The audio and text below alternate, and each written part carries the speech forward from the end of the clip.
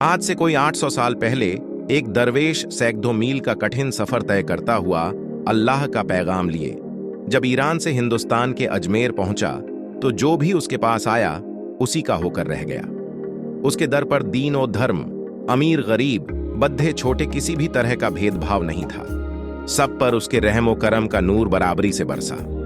तब से लेकर आज तक 8 सदी से ज्यादा वक्त बीत गया, लेकिन राजा हो रंक, हिंदू हो या मुसलमान, जिसने भी उसकी चौखट चूमी वह खाली नहीं गया।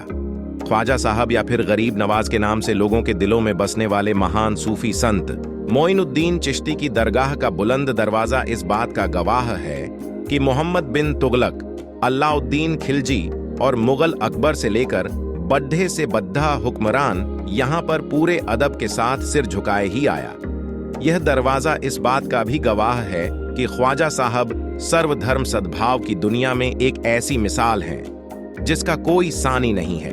महान सूफी संत हजरत ख्वाजा मोइनुद्दीन चिश्ती की अजमेर स्थित दरगाह सिर्फ इस्लामी प्रचार का केंद्र नहीं बनी, बल्कि यहाँ से हर मजहब के लोगों को आपसी प्रेम का संदेश मिला है। इसकी मिसाल ख्वाजा के पवित्र आस्थाने में राजा मानसिंह का लगाया चांदी का कटहरा है।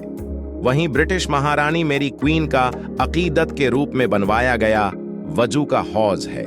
तभी तो प्रख्यात अंग्रेज लेखक कर्नल टाड अपनी पुस्तक में लिखते हैं कि मैंने हिंदुस्तान में एक कब्र को राज करते देखा है।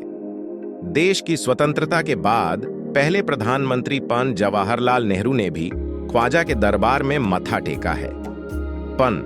नेहरू ने ही ख्वाजा साहब के एक खादिम परिवार को अकीदत से महाराज नाम दिया था।